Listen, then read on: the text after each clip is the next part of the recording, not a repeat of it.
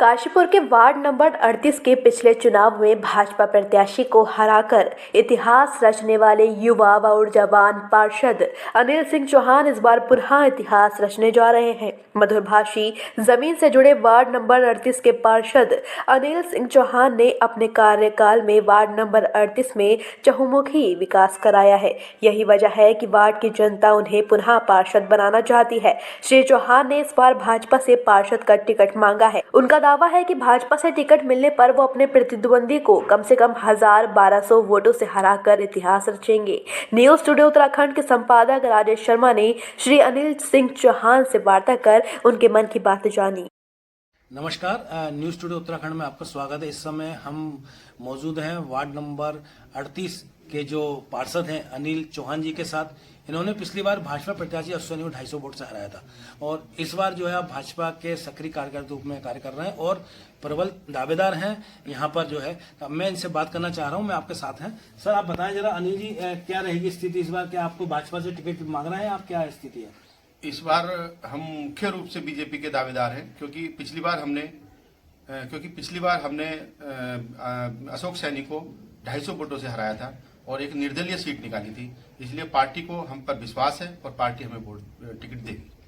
नहीं, टिकट देगी वो तो है। कभी कभी ऐसा होता है कि स्थिति ऐसी होती, टिकट नहीं मिलता है, तो ऐसी स्थिति में क्या चुनाव लड़ेंगे आप निर्दलीय? जैसा पार्टी का आदेश होगा हम वैसा करेंगे। अच्छा, अनिल जी, आपने क्या क्या कार्य कराया है यहाँ पे, ताकि आपको क्या लगता है क्यों जनता वोट दे? क्या ऐसे ऐसे कार्य कराए हैं आपने वार्ड में? आज से 6 साल पहले वार्ड नंबर 38 के अंदर एक भी रोड नहीं थी क्योंकि ये आउटर का क्षेत्र आता था और आंशिक सड़वा खेड़ा में ये लगता था। यहाँ पर एक भी रोड ना होना, और आज आप चारों तरफ जाइएगा तो वार्ड के अंदर विकास ही विकास दिखाई देगा। साथ ही साथ मैंने माननीय विधायक आदित्य जी चौहान जी द्वारा एक गेट बनवाया जो एक नई पहचान दी आदर्श नगर को।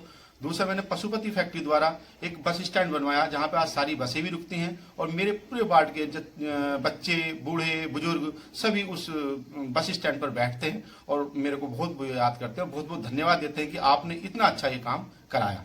नहीं अनिल जी, जैसा कि ये सही है कि मैंने पता करा लोग आपके काम से बड़े खुश हैं, फिर भी कहीं ना कहीं कमी रह जाती है। आपको क्या लगता है ऐसा क्या रह गया कि आप जीतोगे तो आप प्राथमिकता से कार्य कराएंगे?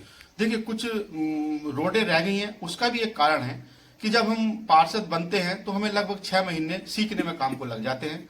उसके बाद जैसे ही हमने काम करना शुरू करा तो 2 साल के लिए कोरोना काल चल पड़ा।